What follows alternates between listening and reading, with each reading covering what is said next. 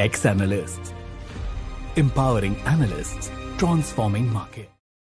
Hello, everyone. Welcome to another episode of Exploring the Energy Markets with Ex-Analyst podcast series. Today, I'm bringing a very special guest, Donnabel Kuizon Cruz. She's the president and the CEO of the Prime Energy Resources in the Philippines.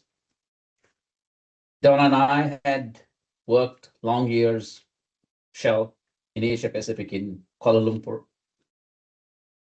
Over multiple decades, Donna has built a career with leadership, with deep technical expertise, working across various offices in Shell, and now she's the first female CEO of Prime Energy. We live in crisis energy times with what's happening in the Middle East, where a huge part of the Qatar gas is impacted. Donna is leading a company with a vision, and congratulations to Donna and her team in the Malampaya deep water gas to power project, phase 4, which is going to be a key part of the energy security in the Philippines. In this podcast, I will explore how Philippines as a country, which is made up of about 7,000 islands, is solving the complex energy puzzle with the fossil, with the renewable, and with the gas. Philippines started importing LNG in 2023.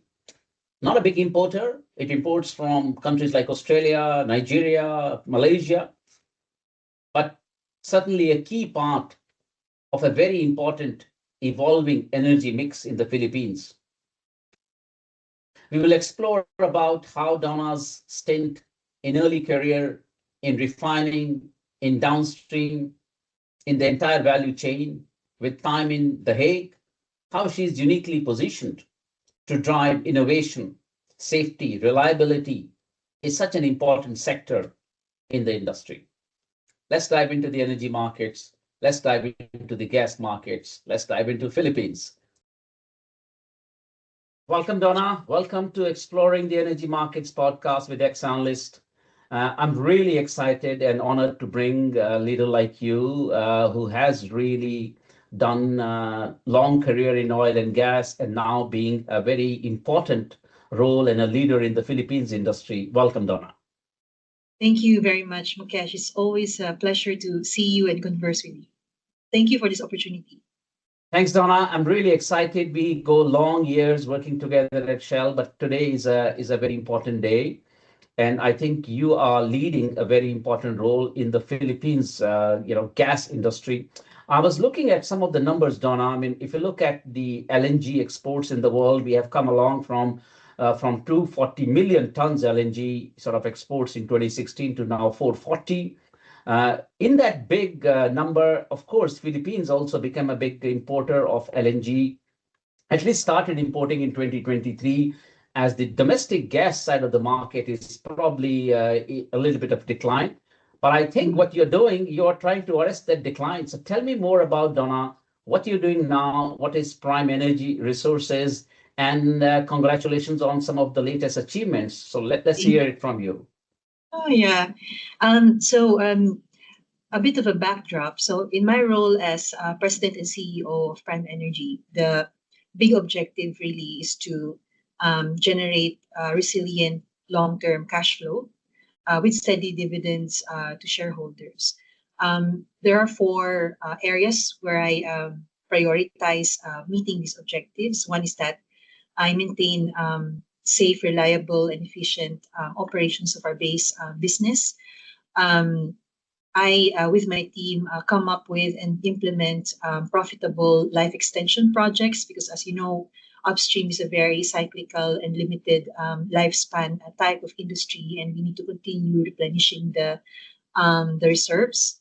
The third is to anchor our presence in the gas market for the long term here in the Philippines, especially with the backdrop you just shared. It's important that we remain relevant in this very dynamic market. And then fourth and most important to me really is to maintain or even deepen the capability of our workforce and then keep them engaged. So these are the main objectives in my role. Now, talking about the situation today, the energy crisis, as a president, you may have seen it before. The president of the Philippines declared us having National an emergency, yeah. energy emergency. So we truly are in that situation where we need to ensure we continue to have strategic reserves of finished products or fuel, diesel in particular. So in this situation, it does put our gas-fired power generation market, our main customers, into a bit of uncertainty and turmoil. The merchant market today is under suspension, so there is an administered pricing applied to all of the energy sources, renewable, coal, geothermal, and gas. And the overall impact of that to the gas market or gas-fired power market today is a decline or a reduction in demand or dispatch to the market. Because then the government or our regulator would prioritize renewable energy and coal being cheaper. However, how the prime energy or the Malampaya gas business is able to thrive or maintain its position in this market is that our offtake to a certain extent is assured. Number one, the price of Malampaya gas remains to be stable and lower than imported LNG. The last number we quoted was, we calculated was in fuel equivalent, it's 4.8 pesos per kilowatt hour. That's the price of Malampaya gas. Whereas the price of LNG imported today is about 10.3 pesos per kilowatt hour. So we're kind of half of it. Yeah. The other advantage, structural advantage of indigenous gas is that we are prioritized by the government. There is a law, in fact, prioritizing the utilization of indigenous gas because the government gets revenue from indigenous gas. So that, in a way, assures our offtake. It does mean that even with this situation, the gas markets continued revenue and expansion will be delayed for as long as the energy crisis stays. That affects us, of course, because apart from indigenous gas, we do support the broader gas market. I also head the prime midstream business, which is our LNG importing and distribution business. So this is something that we have to manage, and how we position ourselves in this market will be very, very important. So if I may summarize, we, me being the domestic gas sector, are protected in a sense, but we're also a protector. We help reduce electricity prices by continuing to be utilized, and we also ensure that the price of gas-fired generation in the market remains very stable. Well, Donna, I know that there was a time I was speaking to many other gas experts earlier in the year, and everybody was talking about this is a year of a glut, and the wave of the LNG projects which are coming across the globe is so significant that the gas market will go into very low prices. Within a few months, we are in a totally opposite environment. So I believe maybe good to hear a little bit about the new discovery or the new projects which you're working on, and also a little bit of the strategy. Given now we have this Qatar gas impacted, and Asia has to bid the gas away from Europe, because we all know Europe lost the Russian gas. So I think in that space, tell me a little bit about how you see the market, how you see the new discovery kind of fit together. Yeah, I watched the podcast you had before with an analyst about this scenario where we have a lot of LNG and there's no OPECization of LNG, given diversity, right? The diversity of the gas or LNG supply. But indeed, you're right. We are in a different time, and it will be more difficult for the Philippines to compete for this tighter resource pool. So it is therefore really important. It's a core to our strategy that we maintain production of indigenous gas. We have embarked on this project, the Malampaya Phase 4 project, where we drilled one exploration well, Malampaya East. It's a near field well that we will tie into the existing platform. It's a discovery, by the way. We got a decent amount of gas there. We will tie in that well and produce it in Q4. And we also have one infill well, Camago, also producing even more gas, 2.5 times the recoverable amount of gas from Malampaya East. So in a span of, when did we start doing this? We started Prime Energy in late 2022 or 2022. We started the project, rigged this up, and then produced and tested the wells in less than 3 years. So this is the kind of modus operandi that we are very much prioritizing and focusing on. By continuing to produce indigenous sources, we then remain resilient against market situations like this. But also the other value driver for us is, with a steady source of domestic gas, leveraging our existing infrastructure in Malampaya, we hope to then build an integrated value chain out of it. So the Razon Group, the Prime Infra is our parent company, recently acquired, as you know, the gas-fired power generation and LNG terminal complex of First Gen. So we now call it Prime Corgen for the power plants and Prime Midstream for the LNG terminal. This complex is connected to Malampaya, so they are our main customers of indigenous gas now. But there's more to be had using this established infrastructure already.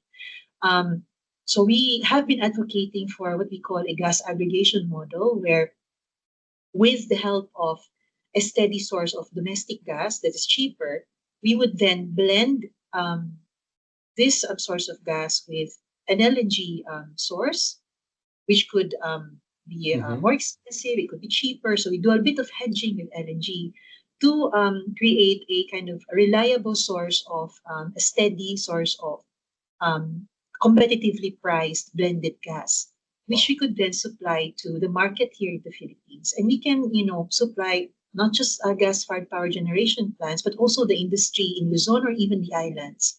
So this is by kind of aggregating the demand for LNG and offsetting or sort of stabilizing the price of volatile price of LNG with domestic gas. We then create this gas supply source that users of gas can enjoy here in the Philippines, and hopefully then inspire a growth of the market. It will be more difficult to push this model or implement this model today with LNG being very highly priced right now, but we still continue to establish this model by at the very least, growing the indigenous gas business with life extension projects like Malampaya Phase 4, as I just described. We are looking to explore also in other fields closer to Malampaya, where we could tie back the fields. So that's an ongoing initiative now. And then who knows, right, with continued investment in exploration and development in the Philippines like this, you might also then encourage other investors to look at other potential hubs in the Philippines that would become the next Malampaya. So that's kind of the virtuous cycle that we hope to be fantastic. Thank you, Donna. I think the timing of the project, the timing of the discovery, and I think cannot be more opportune and important from a strategic energy security for the country. So I think you fit at the right timing. Just out of curiosity, Donna, I live on a big island called Australia. It is one big one. Philippines, I don't know how many islands in the Philippines? 7,107. 7,107. So 7,000 islands. And what's a unique challenge for a country like Philippines with so many islands in terms of really, as you mentioned, about aggregating? Is that kind of a unique challenge you as a leader deal with, which could be different from other people in a country like Australia? Absolutely. So we are geographically challenged and infrastructure challenged. So the only LNG terminals we have in the Philippines right now are concentrated in Luzon. Same for gas-fired power generation. However, the Luzon grid, the main island grid, is already oversupplied with generation sources, coal, renewable in particular. Okay. I think it's meeting our renewable energy penetration is close to achieving exponential growth. I can see that happen now. However, in the islands, we still have a lot of islands demand centers using diesel power generation, which is about 20. It was 20 pesos per kilowatt hour right before the crisis. Who knows what the number is now? It's probably 40 now, 50, twice, given the high price of diesel we pay today. So these are islands that can only be served by diesel plants, diesel generation plants, because they have very small grids, and these small grids, yes, these small grids cannot accommodate the minimum size needed for an LNG importation and regasification terminal. Even coal plants would be difficult to justify in areas like this because, as you know, coal generation plants are the installation cost is quite high. It's $3 to $4 million per megawatt, as I remember, whereas gas fired power generation plant is about $1 to $2 billion per megawatt.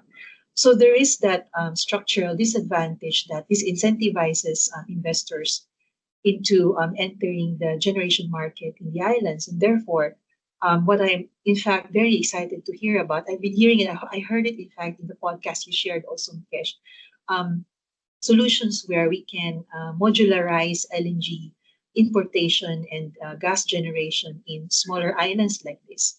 That's one thing. Can we reduce the size needed to invest in gas generation there?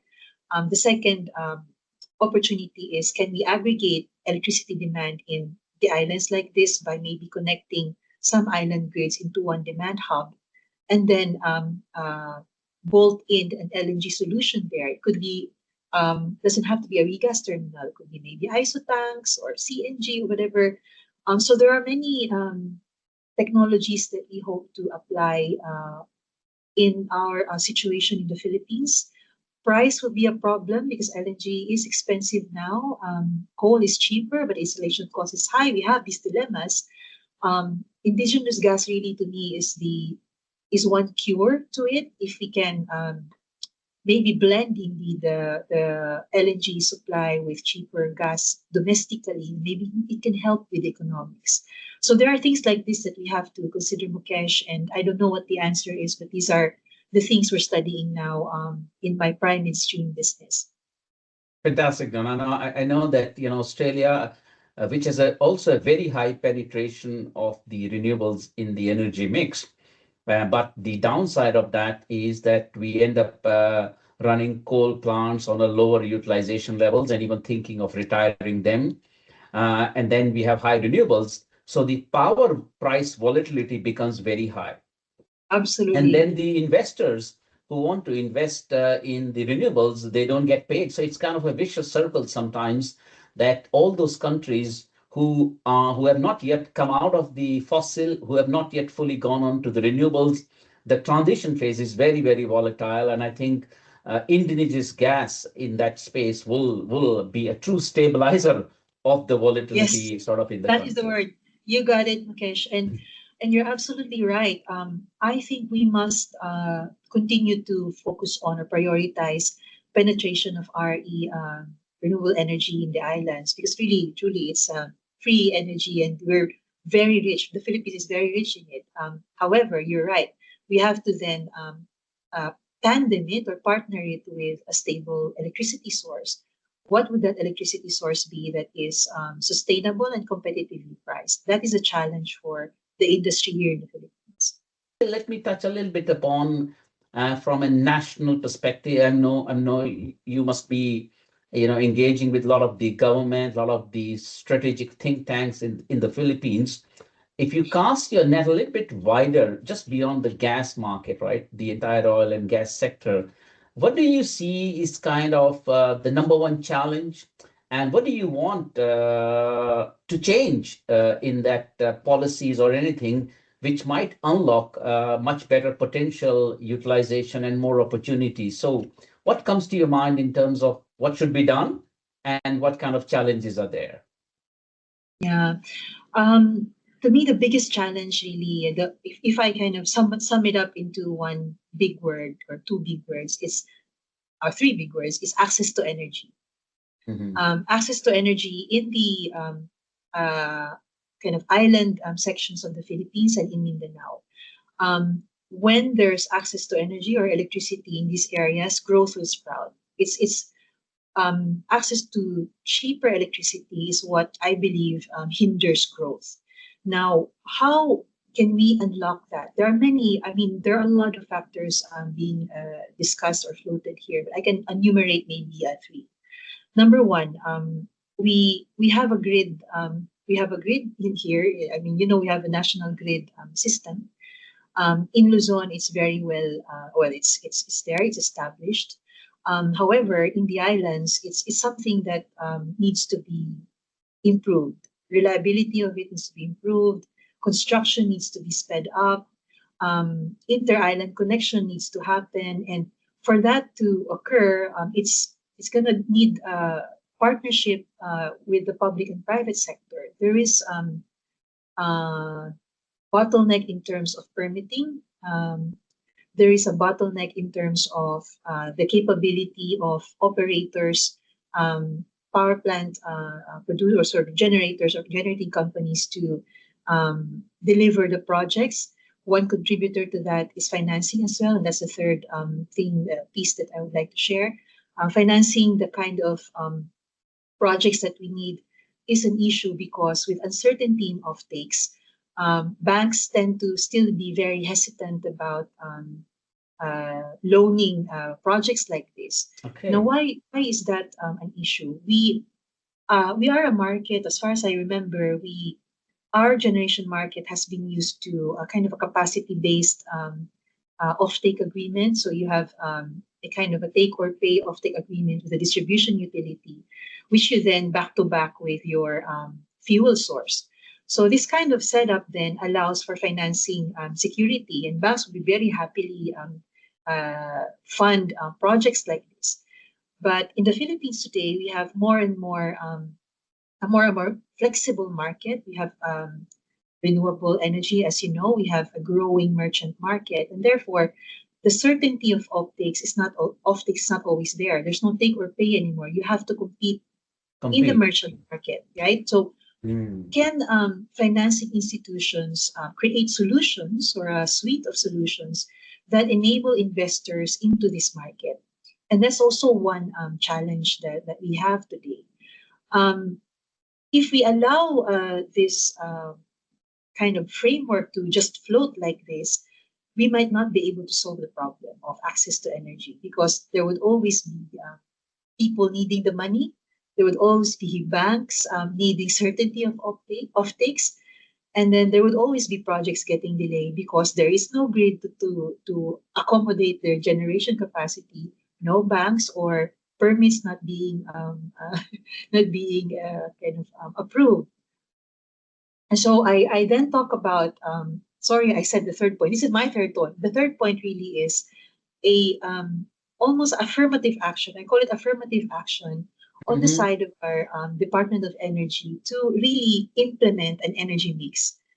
There must be a certain guaranteed proportion of the generation mix for base load capacity, could be coal, could be gas, a certain portion of the generation mix allocated to mid-merit gas to support renewables, and then a certain or the rest of the capacity then allocated to a more dynamic market.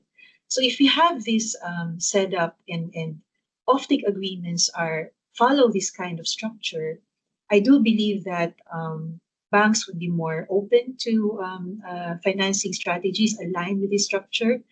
Our grids would be it would be clearer for them where they need to prioritize building capacity because with a certain fixed generation mix, we can also then, or the Department of Energy can also then allocate where of this base load we should put, in what island we should put certain load, right? So you can then compartmentalize the generation mix where it's needed the most in the country, where access to energy is needed for coal or for gas or for renewable. So, having this kind of design, a master plan, if you recall our days in Yeah. downstream, having a master plan like this on the generation mix and where it fits would give investors the clarity where to invest, where permitting needs to be sped up, and where banks need to kind of put in their money. Well, Sorry, it's a convoluted answer, but it's kind of it just goes to show you how many factors you have to deal with in the Philippines. now this reminds me, Donna, of my days in linear programming optimization model for refineries, and you know very well. Sounds Yes. like to me 7,000 islands, big penetration of renewables, spot LNG contracts you have to do on very high prices, and then you need more certainty of the optics of the indigenous gas as well. It's kind of a big LP optimization problem, and probably that might be one of the ways to look at it, but I won't go there. I want to go, Donna, now, how your career, makes you uniquely positioned to tackle these challenges. You've been a person on the operation side. You have understood the refinery side, the downstream side, the oil side, now playing the gas side of the role. So tell me a little bit about your journey through the times, because one of my goals of this podcast is to inspire a lot of people who may watch to aspire one day to become like you, to take some risks in life and transition careers. So tell me about your journey, some of the risks you took, and how what you did uniquely positions for this role. Yeah. I am, as you know, started in the refinery as a technologist. And in that job, I did not shy away from doing the grunt work. Modeling work where you sit for hours or even days in front of the screen, getting an emissions model or an energy balance model to work. And there were even times when I actually ran LP models also, right? Very good. So when I do this kind of work, it teaches me discipline, analytical discipline, and decision quality. So when I talk about decision quality, it's about being able to model a whole value chain, looking at the whole process from the feedstock down to the finished product and what value it generates to end customers. Because if you see it in that way, you know where the value levers are. And I started with the oil market, right? The oil industry. But then I built this kind of discipline, understanding of the framework, broadened it into upstream as well. So working on gas in Malampaya, and then at some point also started to work on LNG market. So um, in my career, I really took all those opportunities to learn. It's really all about learning, not shying away from doing something absolutely new and absolutely different, because in these kinds of opportunities, you then really get to know the whole business, not just from one production train to another, but also how interdependencies are occurring. You kind of grow a web, a network of value chains, and act almost as a kind of a master planner, knowing having a holistic view of it and where to position yourself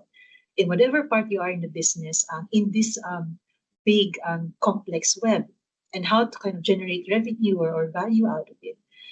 So it's really a more enterprise view. If you remember enterprise, the enterprise first. Mukesh, Yeah. right? So Yeah. in downstream, that was the thing I really never forget, the value of integration, the integrated value chain, and looking at it enterprise first, and looking at processes as one process, downstream one. If you even remember, we even looked at margins of downstream as one kind of series of revenues, right? From C1, C2 margin, C3, C4, To the kind of C10, yeah. C10, right? So there is a margin contribution of each segment of the value chain. There might be a sacrifice of one margin if it grows or increases the overall enterprise margin. So that's the kind of discipline that I really love, and it teaches me decision quality. The other thing is pragmatism and cost consciousness. So working in downstream, I mean, we had a very tough time in the refinery. Margins are always highly challenged, and so it taught us how to reduce costs and be very pragmatic when we approach a LARP as low as reasonably practicable whenever we deal with operations. And there is a very big action focus mindset that we built, not just in downstream, but also in upstream. So these are the things I think, in a nutshell, Mukesh, that I kind of habits that I built up over my career in Shell and now in Prime Energy. It's been 25 years now almost, and it's pretty much the same thing over and over again, the same framework that I apply wherever I go. Now, fascinating, Donna. I still remember our times in Kuala Lumpur on level 19 in the Petronas Towers, and I can feel the same energy. I hope you feel the same energy. Energy is a very complex problem. And I think I didn't think of this earlier. You brought this point that if you remember, Shell had a slogan, more upstream, profitable downstream. Yes.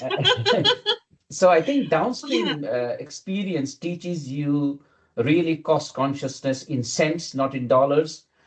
Teaches you really solving a very complex puzzle, a problem, what the energy is all about. So I think if you're able to bring those kind of experience into the gas markets, I think, of course, I can imagine you're set up for really amazing things. Interesting times, Donna, in terms of, as you say, cost pressures, in terms of margin pressures. I believe the answer is indeed first discovering the molecules, which are wonderful. Congratulations again, you have done it. But I think the key is to sustain the profitability, and that requires innovation. So tell me a little bit about what kind of technology, what kind of innovation Prime Energy and you are, leading, which will become a strategic advantage in times to come. This is a topic very, very close to my heart, Mukesh. As I mentioned earlier, one of the priorities of Prime Energy is to transform the base business so that we remain safe, stable, reliable, and efficient. We are a late life asset, so to speak. We have a capacity half of what it used to be, and it continues to be a declining field. So we are close to not close to, but approaching turn down at some point. And being efficient in this mode is very important while we maintain profitability.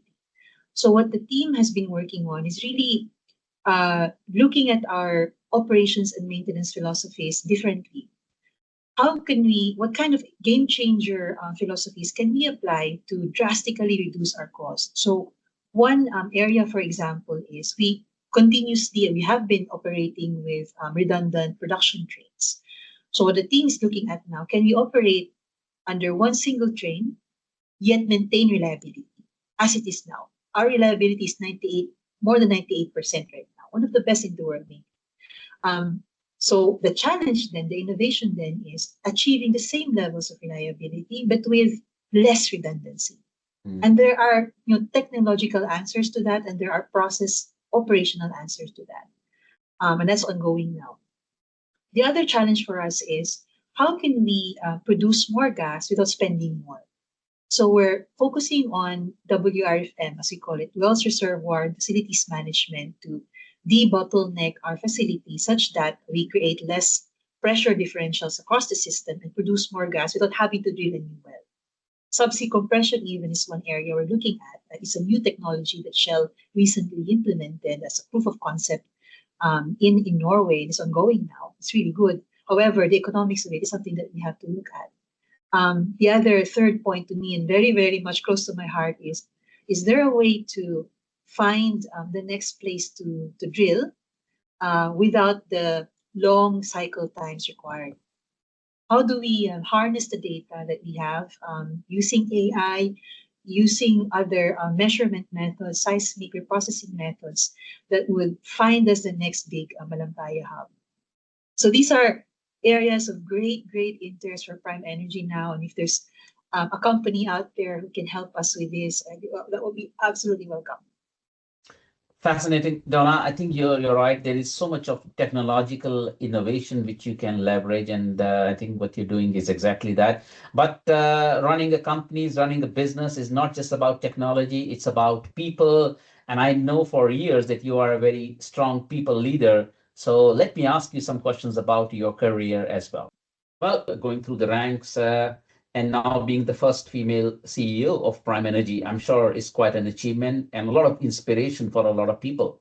You're also the chairperson of Petroleum, Philippines Petroleum Association in the upstream industry. So Yeah. when you see from the top and you have gone through the journey, what message, especially for the women leaders in the industry, you would like to share so that they are also positioned uniquely to lead these challenging roles? What comes to your mind, Donna? Yeah. There was another podcast I was in, Mukesh, and I shared the same thing.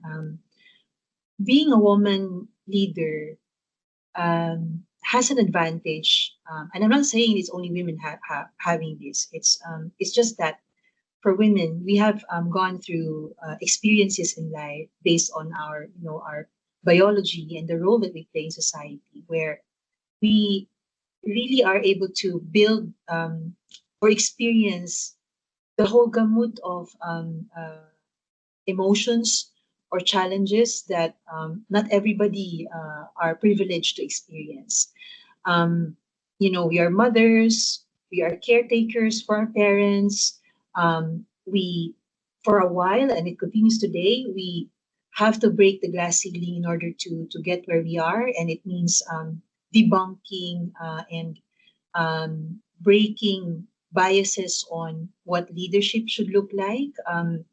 Uh, Women leaders tend to have different demeanors, for example. So, in situations like this, in the various roles that we play, we are faced with challenges where we really have to stand up for ourselves, and we really have to experience or practice expressing ourselves in a way that is understood and is not misconstrued. And because of this, we build up a whole broader and bigger and deeper encyclopedia of um, experiences that allow us to understand what an organization goes through. Each and every person, all their experiences, their psychologies, their work habits, Mhm. their personalities, I am able to see it. I'm sure other women may, will experience the same. I get to have empathy for what people go through. And that understanding allows me to tune a leadership approach and engagement approach that is empowering to the organization, allows them to leverage their strengths and be very conscious of where they may have weaknesses. Because, of course, I've gone through the same experiences.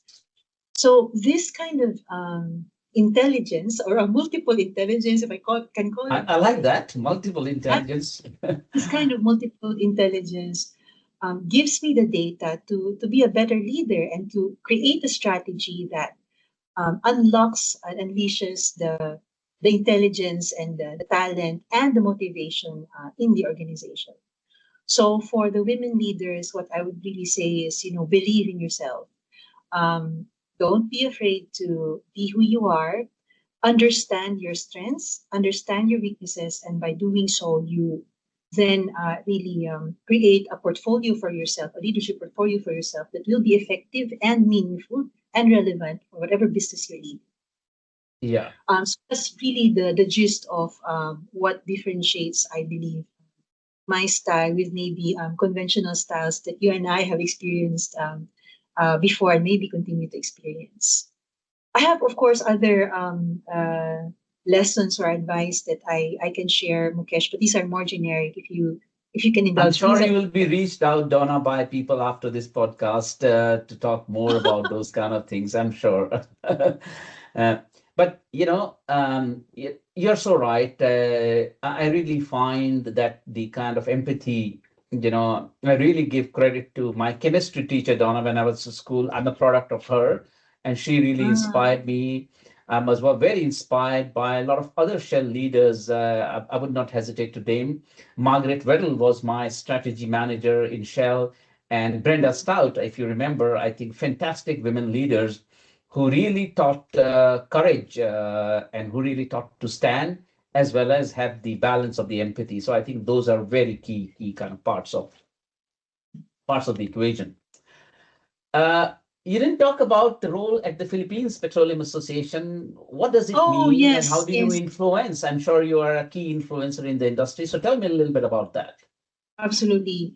Um, so the PAP has been a long-standing petroleum organization. So it comprises operators and even just explorers of oil and gas blocks or resources in the Philippines, both offshore and onshore.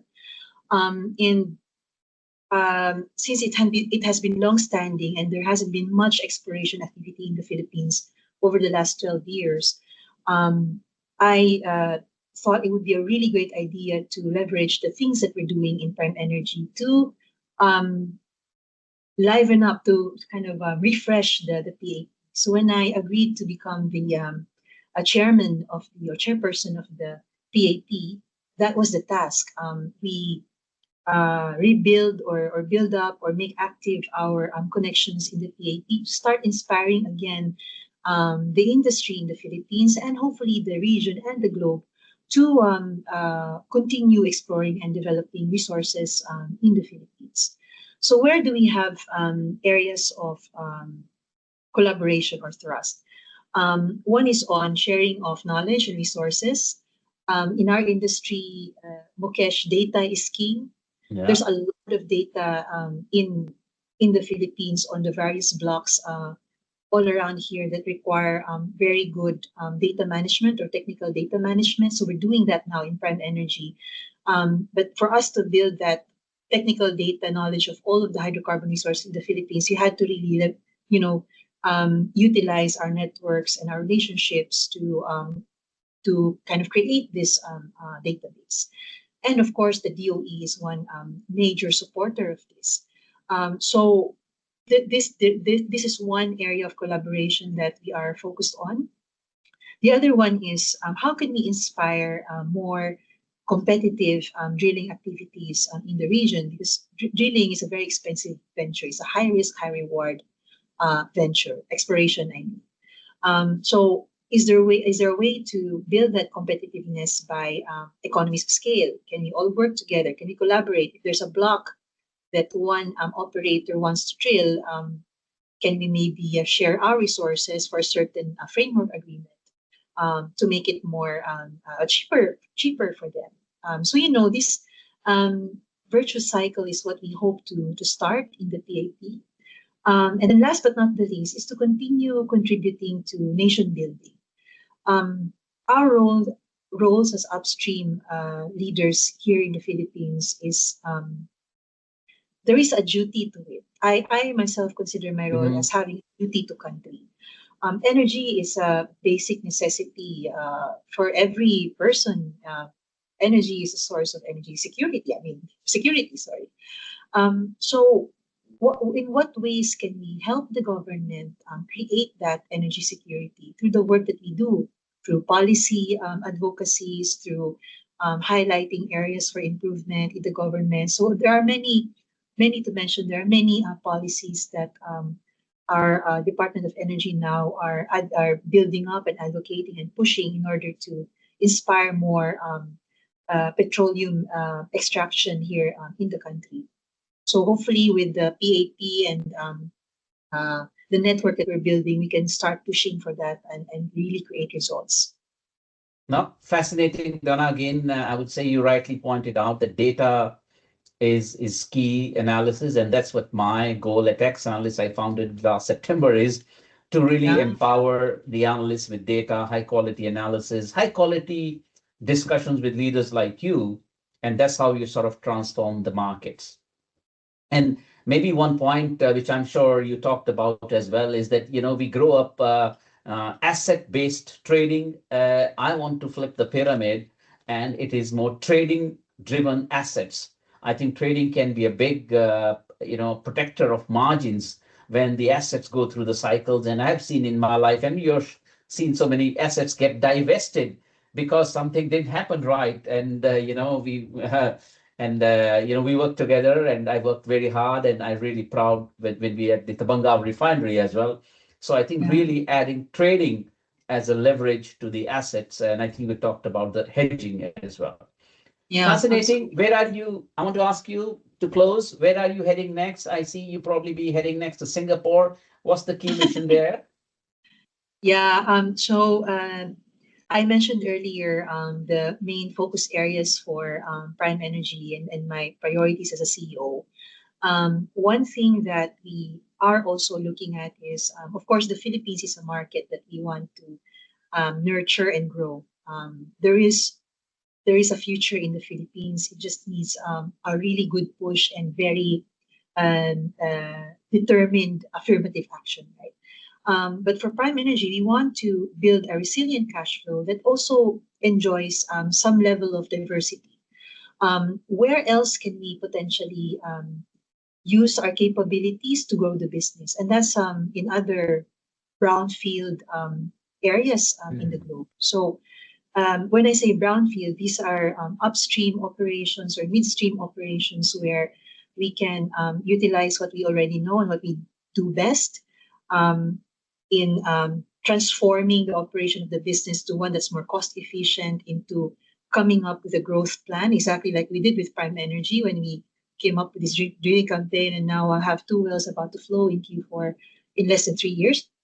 So this kind of journey is what we want to implement again in another business like Malampaya, where a new future can be made, a new hope or breathing new life, basically. So, in my travels that are being planned, I would really like to get to know other players, independent players, smaller ones like ourselves, that may have these collaboration opportunities that we can explore. And hopefully we can replicate whatever we did last year or early this year. If you remember, I don't know if I told you, we recently, the Prime Infra, our parent company, recently acquired Sheracol. So this is the largest independent oil operator in Colombia. It was a deal that was led by myself and my team, my business development team. We this was a 1 year journey. We found it because we were really using data to find the best assets, and then now it's in our portfolio. So we hope to replicate a success like this to create a new potential revenue source for Prime Energy or for the Prime Infra Group. Well, thank you, Donna. What a conversation. All I can say is all the best to you and the entire Prime Energy team. Go global, go big, add trading to your portfolio. This is a big, complex optimization problem to solve. And I think you are, as a leader, uniquely positioned from that perspective in the early career journey. Wish you all the best. And thank you for taking the time to speak with me and really inspire a lot of analysts, a lot of young women, a lot of engineers across the globe. Thank you again. Thank you very much, Mukesh. I really enjoyed this. Ex-analysts. Empowering analysts, transforming market.